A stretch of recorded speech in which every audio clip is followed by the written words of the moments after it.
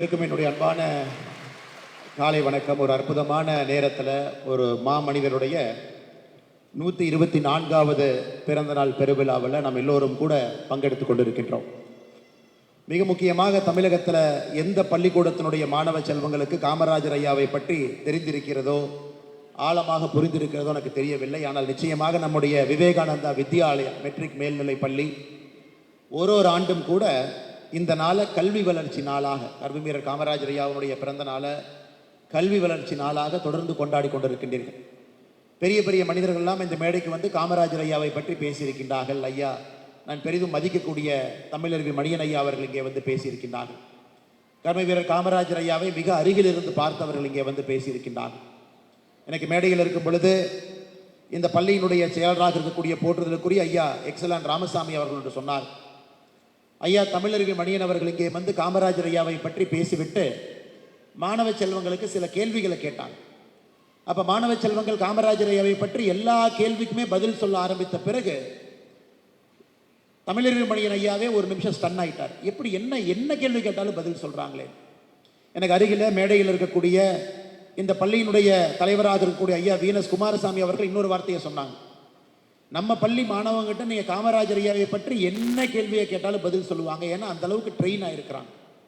காமராஜர் ஐயாவை பற்றி பேசி பேசி பேசி பேசி எல்லா மாணவ செல்வங்களுக்கும் ஐயாவை பற்றி நன்றாக தெரியும் என்று சொன்னார்கள். எத்தனை பள்ளியில் இவ்வளவு தைரியமாக மாணவர்களை வைத்துக்கொண்டு காமராஜர் ஐயாவுடைய வாழ்க்கையை முழுவதுமாக இவர்கள் படித்திருக்கின்றார்கள் என்று எப்படி எவ்வளவு சொல்ல முடியுங்க. 1902ஆம் ஆண்டு பிறந்தவர் கர்மவீரர் ஐயா. இன்னைக்கு அவர் இருந்திருந்தால் 124 வயது அவருக்கு ஆகியிருக்கும்.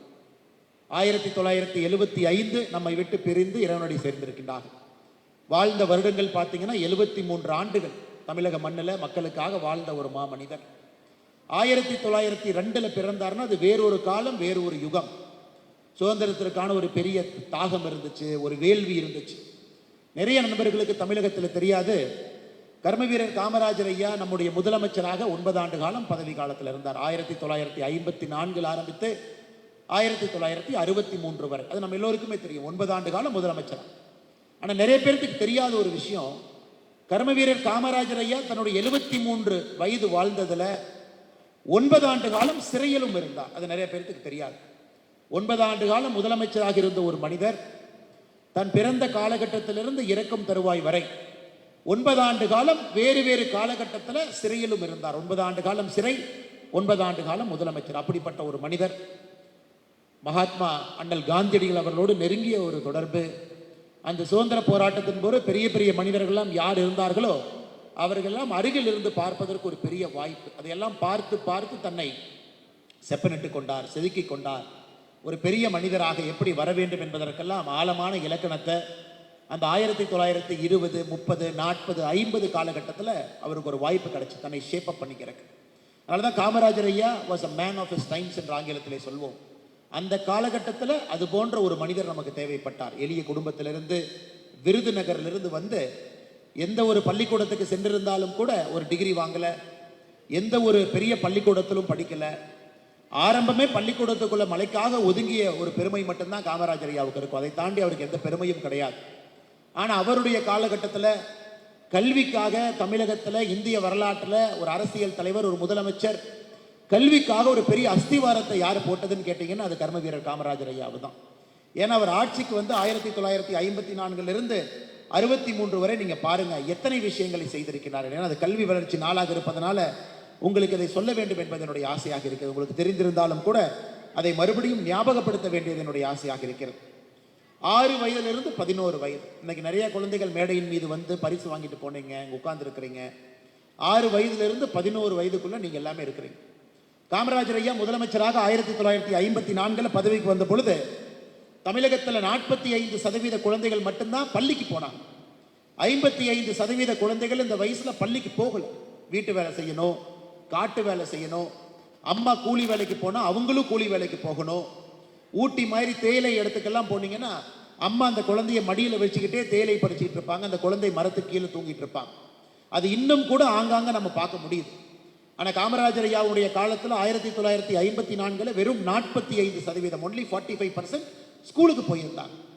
அவர் ஆட்சி கட்டலிருந்து இறங்கும் பொழுது 1963 அதை 80% உயர்த்தி காட்டிய ஒரு பெருமை. யோசிச்சு பாருங்க, 45%லிருந்து 80%ற்கு கிட்டத்தட்ட 35% உயர்த்தி 80% விட்டுட்டு போனார். 1952 அவர் ஆட்சிக்கு வர்றதுக்கு 2 வருஷம் முன்னாடி தமிழகத்தில் பள்ளிக்கூடத்தில் படிக்கக்கூடிய மாணவர்கள் மொத்தமாக 3,33,000 பேர். அவ்வளவு பேர் தான் பள்ளிக்கூடத்தில் படிச்சாங்க. ஆனா காமராஜர் ஐயாவுடைய ஆட்சி கட்டலிருந்து இறங்கும் தருவாயில 9,44,000 பேர். எந்த அளவுக்கு உயர்த்தி இருக்கார் பாருங்க. அதாவது இன்னைக்கெல்லாம் எந்த முதலமைச்சருக்கும் எந்த ஒரு தலைவருக்கும் ஆணித்தரமாக நீங்க டேட்டா பேஸ்ட் எவிடன்ஸோடு சொல்ல முடியாது. காமராஜர் ஐயா வரும்போது இப்படி இருந்துச்சு, காமராஜர் ஐயா ஆட்சி கட்டலிருந்து போகும்போது எப்படி இருந்துச்சு. எதற்காக இதை நான் திரும்ப திரும்ப சொல்றேன்னாங்க, இன்னைக்கு பல இடத்துல காமராஜர் ஐயாவை பத்தி எப்படி சொல்லுவாங்கன்னா, எளிய மனிதர். உண்மைதான், எளிய மனிதர் தான். நேர்மையான மனிதர். உண்மைதான், நேர்மையான மனிதர். படிக்காத ஒரு மேதை. உண்மைதான், படிக்காத ஒரு மேதை. ஆனா நிறைய இடத்துல காமராஜர் ஐயாவுடைய அட்மினிஸ்ட்ரேட்டிவ் எக்ஸ்பீரியன்ஸ் பத்தி பேசுறது இல்லை. இன்னைக்கு ஒரு அட்மினிஸ்ட்ரேஷன் பண்ணணும்னா MBA படிச்சிருக்கணும், ஒரு பெரிய ஒரு மனிதராக இருக்கணும், அதிக பணம் செலவு செய்து பெரிய பெரிய கல்லூரியில் படித்திருக்கணும் அப்படின்னு இருக்கக்கூடிய காலகட்டத்தில் எதையுமே படிக்காத ஒரு மனிதர் அட்மினிஸ்ட்ரேஷன்ல, ஆட்சி அதிகாரத்தில் ஒரு புரட்சி செய்திருந்தார் என்றால் அது கர்மவீரர் காமராஜர் ஐயா தான். 3 லட்சத்திலிருந்து 9 லட்சத்திற்கு பள்ளிக்கூடத்துக்கு செல்லக்கூடிய மாணவர்களை உயர்த்தி காட்டியவர். அது மட்டும் இல்லைங்க, காமராஜர் ஐயா காலத்தில் தான் இன்னொரு பெரிய விஷயத்தை கொண்டு வந்தாங்க. ஒரு பள்ளிக்கூடத்துக்கு குழந்தை போக வேண்டும் என்றால் 2-3 விஷயம் இருக்கணும். ஒன்று, ஏன்னா ஏற்கனவே ஐயா பேசும் பொழுது சொன்னாங்க, ஒரு முறை தன்னுடைய அம்பாசிடர் காரில் முதலமைச்சரான புதுசில் போகிறாங்க. அப்போ ரயில்வே கேட் போடப்பட்டிருக்கிறது. ரயில்வே கேட்டுக்காக அந்த கார் நிற்கிறது. அப்போ ஒரு பையன் தூரத்தில் ஆடு மேய்ச்சிட்டு இருக்கிற பையனை கூப்பிட்டு காமராஜர் ஐயா கேட்குறாரு, ஏன் தம்பி ஸ்கூலுக்கு போலியான்னு. அந்த சின்ன தம்பி பேசுகிறாரு, இல்லை ஸ்கூலுக்கு போலின்னு. ஏன் ஸ்கூலுக்கு போலின்னு? அதில் காமராஜர் ஐயாவுக்கு அந்த சின்ன தம்பி சொல்கிறாரு, ஐயா ஸ்கூலுக்கு போனால் சாப்பாடு யார் போடுவான். அப்படியே கோட்டைக்கு போகிறாரு, சென்னைக்கு போகிறாரு. தலைமைச் செயலாளர் சீஃப் செக்ரட்டரியை கூப்பிட்டு கேட்கிறார், தமிழ்நாட்டில் இருக்கக்கூடிய எல்லா பள்ளிக்கூடத்திற்கும் நாம மதிய உணவு கொடுக்க வேண்டும் என்றால் எவ்வளவு செலவாகும்? நீங்க நல்லா யோசிச்சுக்கங்க. தமிழ்நாட்டினுடைய அன்றைய பட்ஜெட் என்பது 47 கோடி. ஐயா எனக்கு பேசுறதுக்கு முன்பு எக்ஸலான் ஐயா சொன்னாங்க 47 கோடி. இன்றைய பட்ஜெட் வந்து 4,67,000 கோடி. இன்றைய பட்ஜெட் என்பது 10,000 மடங்கு அதிகம். 10,000 மடங்கு. காமராஜர் ஐயாவுடைய முதல் ஆட்சியில் இருந்த பட்ஜெட்டுக்கும் தமிழ்நாட்டினுடைய மொத்த பட்ஜெட்டுக்கும் இன்னைக்கு இருக்கக்கூடிய பட்ஜெட்டுக்கும் 10,000 மடங்கு இன்னைக்கு பட்ஜெட் அதிகம். நல்லா யோசிச்சுங்க. அந்த காலகட்டத்தில் ஒரு முதலமைச்சர் முடிவு செய்கிறாரு, நமக்கு இருக்கக்கூடிய வருமானமே குறைவுதான், நாடு சுதந்திரம் அடைந்து 5 ஆண்டுகள் தான் ஆகுது, இப்பதான் வளர ஆரம்பிக்கிறது, வருமானம் இல்லை, மக்கள் ஏழை மக்களாக இருக்கின்றார்கள், பட்டினிச்சாவு நடக்குது. அதுல எதை முதன்மைப்படுத்துறாரு பாருங்க. எத்தனையோ விஷயங்கள் ஒரு முதலமைச்சருடைய நாற்காலியில் எத்தனையோ விஷயங்கள் இருந்தாலும் கூட அந்த முதலமைச்சர் முதன்மைப்படுத்தக்கூடிய விஷயம் என்னங்க? பள்ளிக்கூடத்துக்கு போகக்கூடிய மாணவ செல்வங்களுக்கு மதிய உணவு கொடுக்கணும் அப்படிங்கிறத முதன்மைப்படுத்துறார். அன்னைக்கு இந்தியாவில் எந்த மாநிலத்திலும் சுதந்திரத்துக்கு பிறகு இந்தியாவில் ஒரு மாநிலத்தினுடைய அரசோ மத்திய அரசோ பள்ளிக்கூடத்துக்கு செல்லக்கூடிய மாணவர்களுக்கு காலை உணவோ மதிய உணவோ எங்கேயுமே கொடுக்கல. முதலாக அதை ஆரம்பித்தது கர்மவீரர் காமராஜர் ஐயா. அப்ப தலைமைச் செயலாளர் சொல்றார், ஐயா நிதி இல்லை என்று. ஆரம்பிக்க வேண்டியது உங்களுடைய கடமை, நிதியை கொண்டு வருவது என்னுடைய பொறுப்புங்கிறார். அப்படிப்பட்ட ஒரு மனிதர் அன்னைக்கு மதிய உணவை கொண்டு வந்து அதை ஒரு புரட்சியை பண்றார். அதன் பிறகு 2வது காமராஜர் ஐயா நினைக்கிறாரு, எல்லா குழந்தைகளும் பள்ளிக்கூடத்திற்கு வர வேண்டும் என்றால் அந்த குழந்தை வீட்டு பக்கத்தில் பள்ளிக்கூடம் இருந்தால் தான் வரணும். ஏன்னா அப்போ டிரான்ஸ்போர்ட் கிடையாதுங்க. இன்னைக்கு நீங்கள் யோசிச்சு பாருங்க, ஸ்கூல் பஸ் இருக்கு, அரசு பேருந்து இருக்கு, அப்பா அம்மாட்ட 2 வீலர் இருக்கு, ஏன் சில வீட்டில் கார் இருக்கு, கொண்டு வந்து விட்டுட்டு போறாங்க. அன்னைக்கு குழந்தைகள் நடக்கணும். 1 கிலோமீட்டர் 2 கிலோமீட்டர் 5 கிலோமீட்டர் 10 கிலோமீட்டர் வரைக்கும் நடந்த எத்தனையோ குழந்தைகள் இன்னைக்கு பெரியவர்களாகி இந்த அரங்கத்தில் நிச்சயமாக அமர்ந்திருக்கின்றார்கள் என்பது நிச்சயமாக எனக்கு தெரியும். அன்னைக்கு காமராஜர் அவருடைய அடுத்த உத்தரவு, வீடிலிருந்து 3 மைல் தூரத்தில் ஒரு நடுநிலை பள்ளி இருக்கணும். அந்த குழந்தை நடந்து போகணும்னா கூட 3 மைலுக்குள்ள நடந்து போய் ஒரு நடுநிலை பள்ளி, வீட்டிலிருந்து 5 மைல் தொலைவுக்குள்ள ஒரு உயர்நிலை பள்ளி 5 மைலுக்குள்ள இருக்கணும். இதையெல்லாம் கர்மவீரர் காமராஜர் ஐயா அவ்வளவு பிளான்டா கொண்டு வராரு. அதனாலதான் அவருடைய காலகட்டத்தில் 9 ஆண்டுகள்ல மொத்த பள்ளிக்கூடங்கள் எந்த அளவுக்கு உயர்த்தினார். 1954 63 பார்த்தீங்கன்னா 18,000 பள்ளிக்கூடங்களை தமிழகத்தில் மொத்தமாக உயர்த்தினார் எக்ஸ்ட்ரா. அதில் 6,000 பள்ளிக்கூடங்கள் பூட்டி கிடந்த பள்ளிக்கூடங்களை திறந்தார், 12,000 பள்ளிக்கூடங்களை கட்டினார். மொத்தமாக 18,000 புதிய பள்ளிக்கூடங்கள்ல 9 ஆண்டுகள்ல மக்களுக்கு கொடுத்தார். இன்னைக்கு தமிழ்நாடு இந்த அளவுக்கு இருக்கு. இன்னைக்கு குழந்தைகளுடைய பெற்றோர்கள் நிறைய பேர் படிச்சிருக்கிறாங்க. உங்களுடைய தாத்தா நிறைய பேர் படிச்சிருக்கிறாங்க. ஏன் மேடையில் இருப்பவங்க இந்த சேர்ல உட்கார்ந்து இருக்கிறாங்க. இந்த மைக்கை வச்சு நான் உங்கள்கிட்ட பேசுறேன். அப்பா அம்மா எல்லாம் கௌரவமாக இந்த சமுதாயத்தில் வாழ்றாங்கன்னா எத்தனையோ மனிதர்கள் காரணமாக இருந்தாலும் அதுல முக்கியமான ஒரு மனிதர் கர்ம வீரர் காமராஜர் ஐயா. பள்ளிக்கூடத்தை திறந்தது மட்டுமல்ல, மதிய உணவு கொடுத்தது மட்டுமல்ல, வீட்டுக்கு பக்கத்திலேயே ஆரம்ப கல்வி உயர்கல்வியை பக்கத்திலே கொண்டு வந்தது மட்டுமல்ல, கல்லூரியை திறந்தார். அவருடைய கல்வி காலகட்டத்தில் 9 ஆண்டுகளில் 53 கல்லூரிகளில் இருந்து 63 கல்லூரிகளாக உயர்த்தினார். 39,000 மாணவர்கள் கல்லூரியில் படித்ததை அவர் ஆட்சியிலிருந்து இறங்கும் பொழுது 49,000 மாணவர்களாக மாற்றினார். ஸோ ஆரம்ப கல்வியாக இருக்கட்டும், உயர்கல்வியாக இருக்கட்டும், கல்லூரி கல்வியாக இருக்கட்டும், அனைத்துக்கும் ஒரு பெரிய முக்கியத்துவம் கொடுத்து கர்ம வீரர் காமராஜர் ஐயா அவர்கள் உண்மையாலுமே தமிழகத்தில் கல்வி கண்ணை திறந்த ஒரு மாபெரும் ஒரு மனிதர். இன்னைக்கு நான் கோயம்புத்தூர் வீட்டிலிருந்து கிளம்பி இங்கே வர்ற வரைக்கும் ரோட்டில் எண்ணிக்கிட்டே வந்தேங்க. எத்தனை இடத்துல கர்ம வீரர் காமராஜர் ஐயாவுடைய புகைப்படத்தை வைத்து மரியாதை செய்து கொண்டிருக்கின்றார்கள். பல்லடம் பேருந்து நிலையத்தில் 3 இடத்துல, கோயம்புத்தூரில் வெளியே வரும் பொழுது விமான நிலையம் பக்கத்தில், மொத்தமாக 11 இடத்தை கவுண்ட் பண்ணுங்க ஐயா. 11 இடம். தமிழகத்தில் இன்னைக்கு 11 இடம், கிட்டத்தட்ட ஒரு 60 கிலோமீட்டருக்குள்ள 11 இடத்துல வேறு வேறு அரசியல் கட்சிகள், பள்ளிக்கூடங்கள், சமுதாய அமைப்புகள் இன்னைக்கு 11 இடத்துல இந்த 60 கிலோமீட்டர்ல ஒரு மனிதனுக்கு மரியாதையை செலுத்தி 124 ஆண்டுகளுக்கு பிறகும் ஞாபகம் வைத்து மரியாதை செலுத்துறாங்கன்னா இது சாதாரண ஒரு விஷயம் கிடையாது. நிறைய அரசியல் கட்சிகள் இன்னைக்கு கர்ம வீரர் காமராஜர் ஐயாவை கொண்டாடுறாங்க, கொள்கை தலைவராக வைத்திருக்கின்றார்கள். நிறைய அரசியல் கட்சிகள் அவங்கள பின்பற்றாங்க, அது முக்கியம் கிடையாது.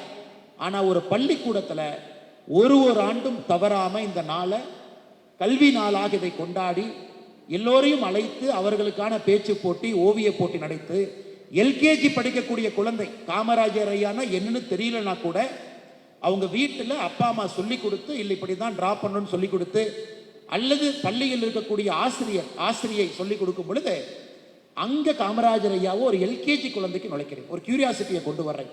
அது எந்த பள்ளிகளும் நான் பார்த்ததில்லை. இந்த பள்ளியில எல்கேஜியில் ஆரம்பித்து 12ஆம் வகுப்பு வரை காமராஜர் ஐயா வேறு வேறு ரூபத்தில் போறார். ஒரு 12வது வகுப்பு படிக்கக்கூடிய மாணவனுக்கு ஒரு ரூபத்தில் போறார். ஆனா எல்கேஜி குழந்தைக்கும் கூட ஒரு பிக்சரா, ஒரு பிக்டோரியலா, ஒரு எளிய மனிதரா, ஒரு சாதாரண ஒரு மனிதரா, ஒரு பிக்சரா எல்கேஜி படிக்கக்கூடிய குழந்தைகளுக்கு அதை தெரிவிக்கின்றேன். அதனால் நிச்சயமாக இந்த பள்ளிக்கூடத்திற்கு என்னுடைய நெஞ்சார்ந்த நன்றிகளை நான் தெரிவித்துக் கொள்கின்றேன். அதன் பிறகு காமராஜர் ஐயாவுடைய மதிய உணவு திட்டம் என்பது ஐநா சபையில், வேர்ல்டு பேங்க்ல பல இடத்துல ஃபாலோ செய்ய ஆரம்பித்து அதை பல நாடு அரசுகள், ஆப்பிரிக்காவில், லாட்டின் அமெரிக்காவில், இந்தியாவில் பல இடத்துல அதை எடுத்து, அதன் பிறகு புரட்சி தலைவர் டாக்டர் எம்ஜிஆர் அவர்கள் இன்னும் ஒரு படி அதை மேலே கொண்டு போய் இன்னைக்கு இந்தியாவே ஒரு முன்னோடி மாநிலமாக தமிழகத்தை பொறுத்தவரை மதிய உணவு, காலை உணவு 2 திட்டங்களும் கூட ஒரு முன்னோடி மாநிலமாக நாம் இருந்து கொண்டிருக்கின்றோம்.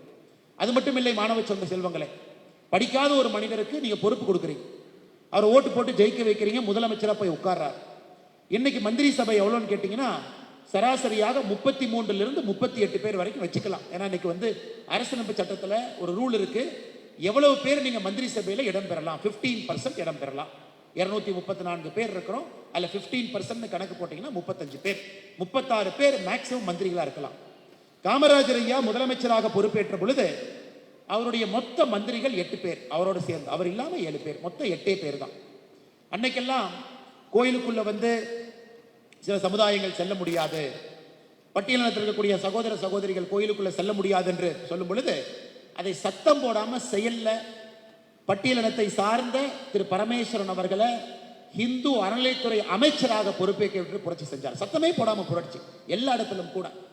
அதே போல லூர்தம்மாள் பிரான்சிஸ் என்கின்ற நாகர்கோயில் இருக்கக்கூடிய சகோதரி பெண்ணை அவருடைய அமைச்சரவையில் ஆட்சி அதிகாரத்தில் ஒரு பெண்ணை கொண்டு புரட்சி செய்து காட்டுறார். ஆனால் 8 பேர் தான் வச்சிருந்தார்.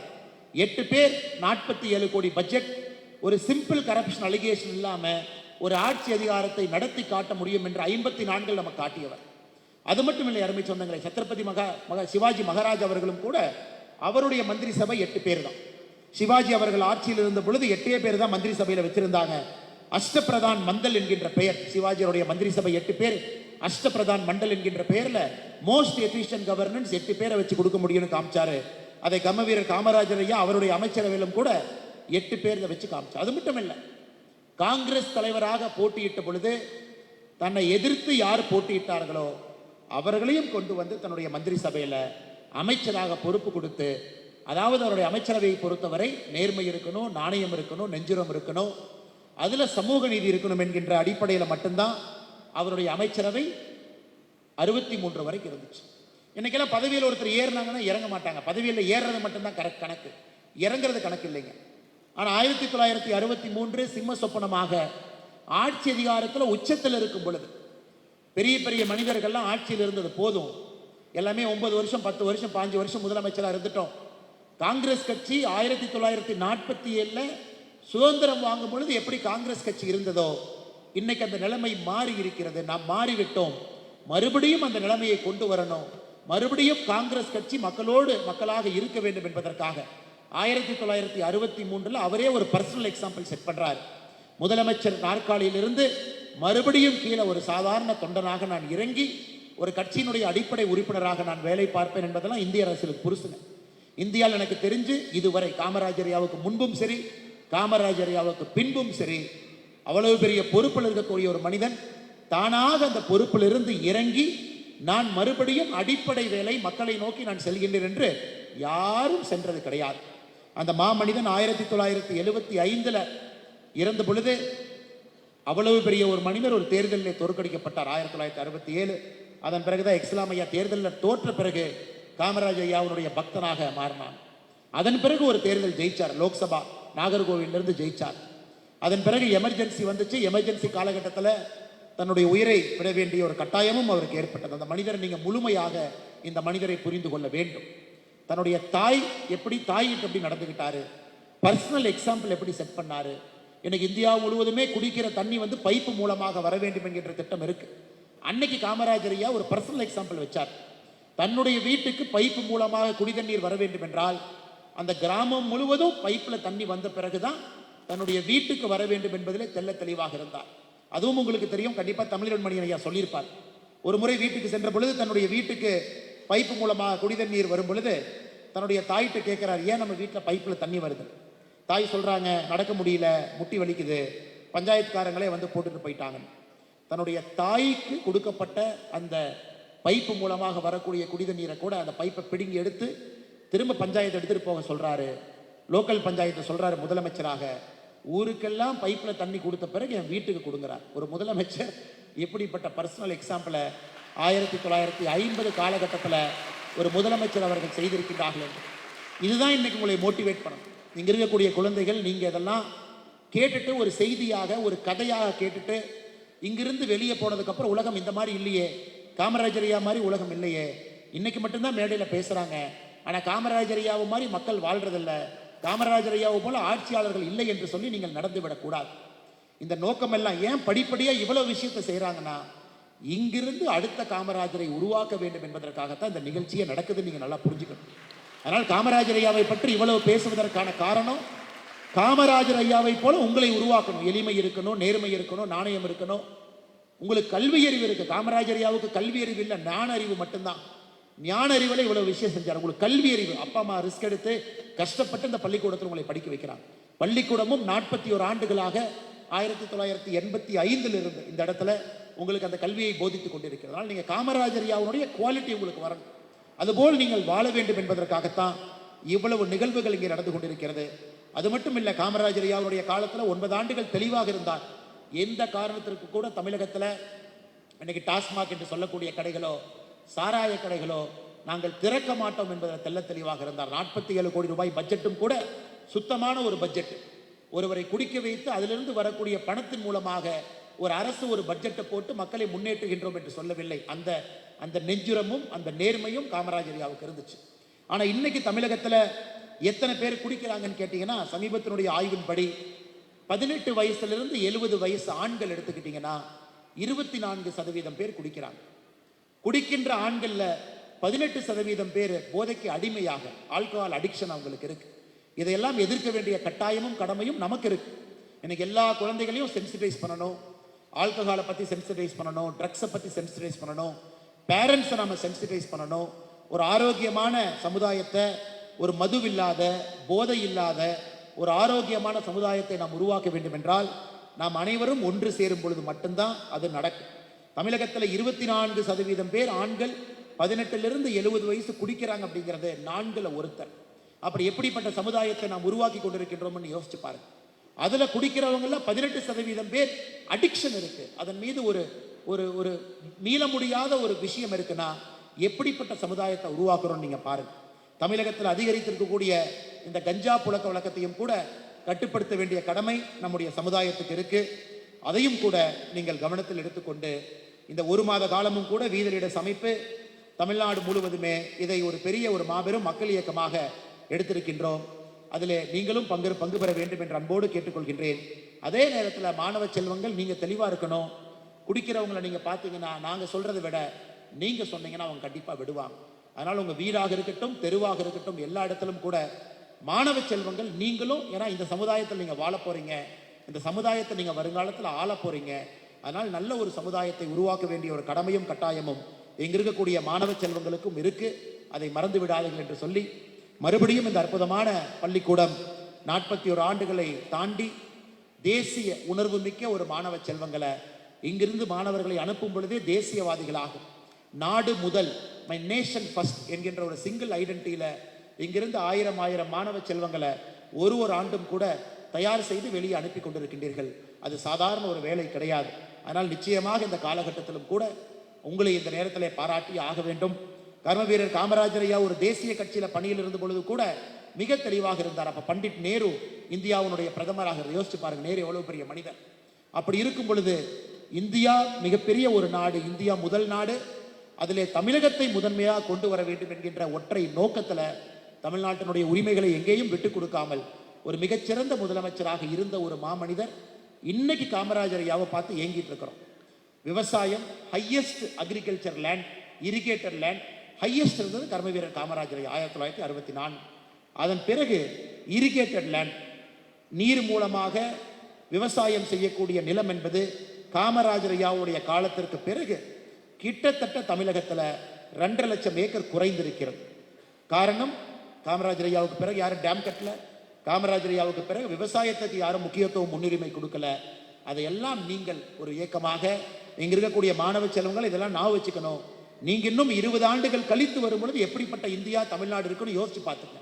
அது நல்ல தமிழ்நாடாக இருக்க வேண்டும், நல்ல இந்தியாவாக இருக்க வேண்டும் என்றால் உங்களுடைய அடிப்படை கடமையிலிருந்து நீங்கள் தவறக்கூடாது என்று சொல்லி மிக பொறுமையாக காலையிலிருந்து இந்த அரங்கத்தில் இருக்கக்கூடிய எல்லா மாணவ செல்வங்களுக்கும், பெற்றோர்கள் பெரும் அளவில் இங்கே வந்திருக்கின்றார்கள், இந்த விழாவுக்கு வந்திருக்கின்றார்கள், பெற்றோர்களுக்கும் பத்திரிகை நண்பர்களுக்கும், கிட்டத்தட்ட 20 பள்ளியினுடைய பிரின்சிபல்ஸ் அவங்க இங்கே சிறப்பு விருந்தினர்களாக அவர்கள் வந்திருக்கின்றார்கள், அவர்களுக்கும், இந்த இயக்கத்தை சார்ந்தவர்கள் எல்லோரும் பெரிய அளவில் வந்திருக்கின்றார்கள், அவர்களுக்கும், இந்த பள்ளியினுடைய ஆசிரியர் பெருமக்கள் அவர்களுக்கும், குறிப்பாக நான் டீச்சிங் ஸ்டாஃப், இந்த பள்ளியில் இருக்கக்கூடிய வாட்ச்மேன் ஐயாவிலிருந்து ஆரம்பித்து உள்ள இருக்கக்கூடிய ஆயம்மா வரைக்கும் எல்லோருமே உங்களுக்காக தன்னுடைய வாழ்க்கையை அர்ப்பணித்து பணி செய்து கொண்டிருக்கின்றார்கள்.